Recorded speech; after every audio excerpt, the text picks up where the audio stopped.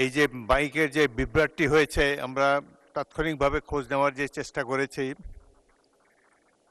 2024 সালের 5ই আগস্ট তারিখে ক্ষিপ্ত জনতা জাতীয় সংসদে প্রবেশ করে অনেক আসবাবপত্র, বৈদ্যুতিক যন্ত্রপাতি ইত্যাদি তছনছ করেছে। এই কারণেই ক্রমাগত মাইকে বিভ্রাট দেখা যাচ্ছে। আরেকটি কারণ হলো এই ফ্যাসিস্ট সরকারের আমলে 2022 সালে এই মাইক সিস্টেম, সংসদের অভ্যন্তরে মাইক সিস্টেমটি স্থাপিত করা হয়।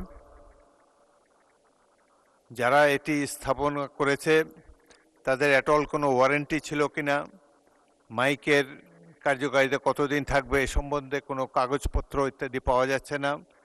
বোঝা যাচ্ছে যে অত্যন্ত হেলাফেলার সাথে এই বিশাল কাজটি সম্পন্ন করা হয়েছে। সংসদ কর্তৃপক্ষ আমেরিকার সেই কোম্পানির সাথে যোগাযোগ করার চেষ্টা করেছে।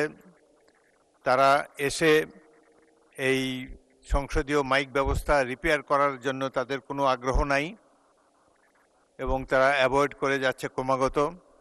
স্থানীয় যে কোম্পানিটি এই কাজের সাথে জড়িত ছিল তারাও কখনো পলাতক, কখনো দায়সারাভাবে এড়িয়ে থাকে। তো আমি সংসদের সচিবকে নির্দেশ দিয়েছি এ ব্যাপারে একটি ইনকোয়ারি করে প্রকৃত সত্য জানাবার জন্যে। কারণ রাষ্ট্রের সর্বোচ্চ এই হাউস, এই জাতীয় সংসদে এইভাবে বারংবার বিদ্যুৎ বিভ্রাট ঘটা, এটা আমাদের জাতির জন্য, রাষ্ট্রের জন্য অত্যন্ত কলঙ্কজনক। এগুলো যাতে আর না হয় সেজন্য আমরা সবাই মিলে চেষ্টা করতে হবে। আরেকটা, তারা আমাকে জানিয়েছে যে আবারও যদি মাইকে বিভ্রাট হয় তাহলে 15-20 মিনিটের মধ্যে তারা লুজ কানেকশনকে আবার প্রতিস্থাপিত করে শুরু করতে পারে। সুতরাং যদি দ্রুত এটা আবার বিভ্রাট দেখা যায় তাহলে আমরা আবার বিরতি দিতে হতে পারে। অত্যন্ত অসন্তোষজনক একটি পরিস্থিতির মধ্যে আমরা সংসদের কার্যক্রম চালাচ্ছি।